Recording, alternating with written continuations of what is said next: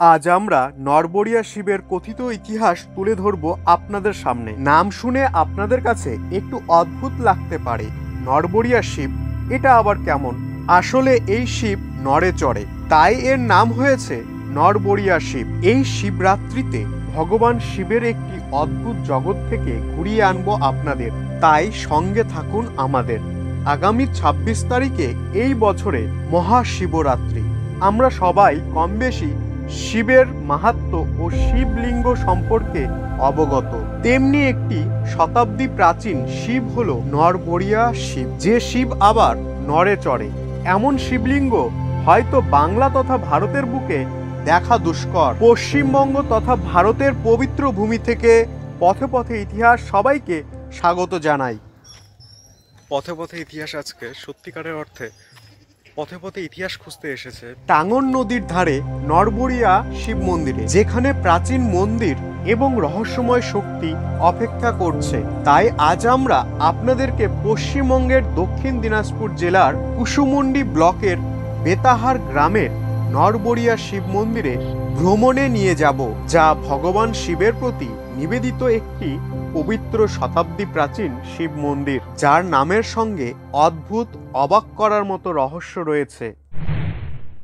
নরবরিয়া শিব মন্দির বেতাহার গ্রামের রক্ষক আদিদেবতা রূপে পূজিত হন, যেখানে প্রতি বছর লক্ষ লক্ষ মানুষ মহাশিবরাত্রিতে পুজো দিতে আসেন। এছাড়াও প্রতি সোমবার ভক্তদের ভিড় লক্ষ্য করা যায়। কুসুমুন্ডি থানার বেতাহার গ্রামের অন্তর্গত ঐতিহ্য প্রাচীন এই নরবরিয়া শিব মন্দির। মন্দিরের পাশেই রয়েছে টাঙ্গন নদী। বাংলা তথা ভারতের সাধারণত আমরা যে ধরনের শিব মন্দির দেখে থাকি তার থেকে ভিন্ন ও আলাদা প্রকৃতির নরবরিয়ার এই শিব মন্দিরটি। তার কারণ হলো এই শিব নরে চড়ে। শিব চতুর্দশীতে অর্থাৎ মহাশিবরাত্রিতে নরবরিয়া শিবের বিশেষ পুজো হয়। নরবরিয়া শিবের বৈশিষ্ট্য হলো তিনটি বড় আকারের পাথরের জনিপীঠের ওপর শিবলিঙ্গটি ইচ্ছে মতো ঘোরানো যেতে পারে। এই জন্য শিবের নাম নরবরিয়া শিব, যা এক অদ্ভুত রহস্যময়ে ঘেরা।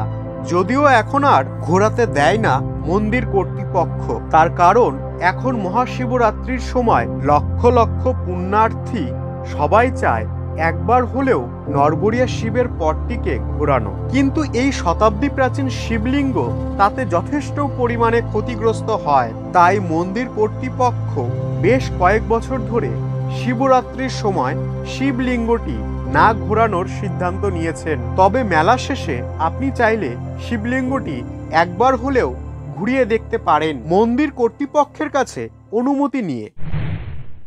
নরবরিয়া শিবলিঙ্গের উৎপত্তি সম্পর্কে বিভিন্ন জনমত তৈরি হয়েছে।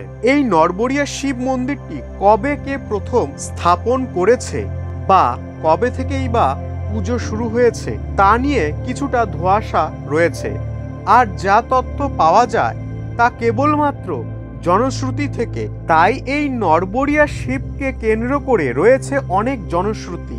তেমনি একটি জনশ্রুতি হলো বর্তমানে যেখানে এখন নরবরিয়া শিব মন্দির, সেই জায়গায় আগে নাকি গভীর জঙ্গল ছিল, আর এইখানেই ভগবান শিব নরবরিয়ায় বিরাজমান তা জানতেন না গ্রামের মানুষজন। তাই নরবরিয়া শিবের অস্তিত্ব জানাতে স্বয়ং শিব ভিক্ষুক বেশে দাঁড়ে দাঁড়ে ভিক্ষা করতে শুরু করেন।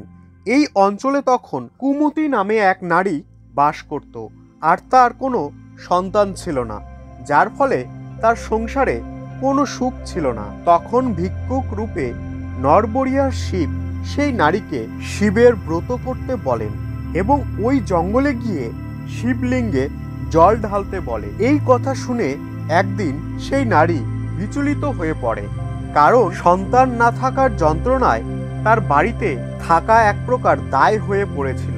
সেই পরিস্থিতিতে ওই নারী সন্তান লাভের আশায় ওই জঙ্গলে প্রবেশ করে এবং চারিদিকে খুঁজতে থাকে ওই ভিক্ষুককে।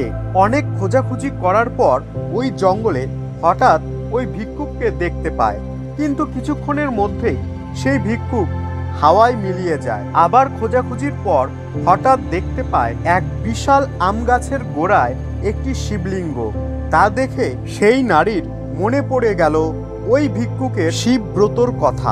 এরপর ওই নারী টাঙ্গন নদীর জলে স্নান করে শিবলিঙ্গে জল ঢালে এবং তার ব্রত সম্পূর্ণ করেন। তার কিছুদিন পর সেই নারী পুত্র সন্তান লাভ করে।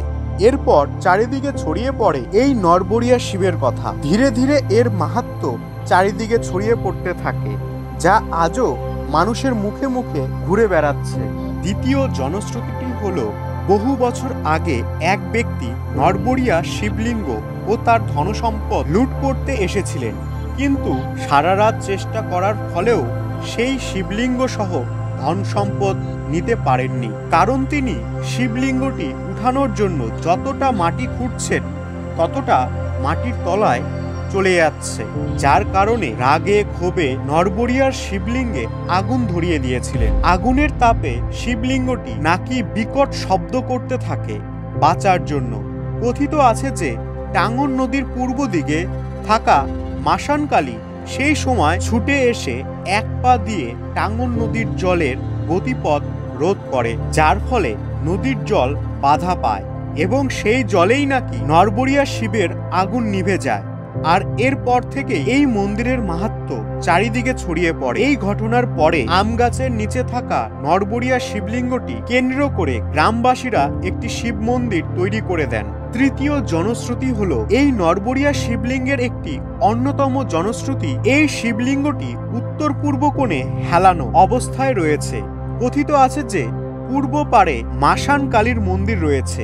সেই থেকেই অনেকেই মনে করে নরবরিয়া শিবকে যেহেতু একবার আগুনের হাত থেকে বাঁচিয়েছিল পা দিয়ে মাসানকালী, তাই তার পায়ের দিকে কিছুটা ঝুঁকে থাকে নরবরিয়ার শিব। অপরদিকে আরেকটি জনশ্রুতি হলো, উত্তর পূর্ব কোণে মা কামাক্ষার মন্দির, তাই নরবরিয়া শিব মন্দিরটি ওই রকম অবস্থান।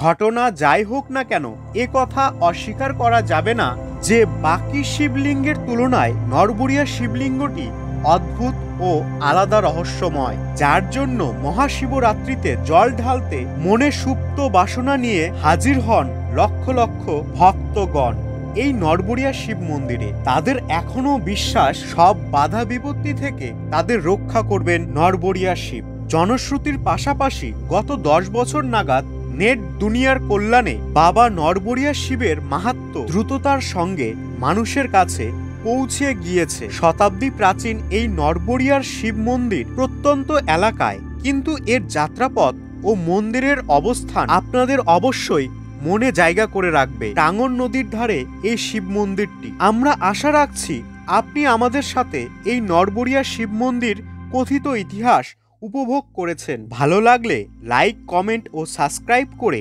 পাশের বেল আইকনটি প্রেস করে দিতে ভুলবেন না। ভিডিওটি দেখার জন্য আপনাদের অসংখ্য ধন্যবাদ। ভালো থাকবেন, সুস্থ থাকবেন।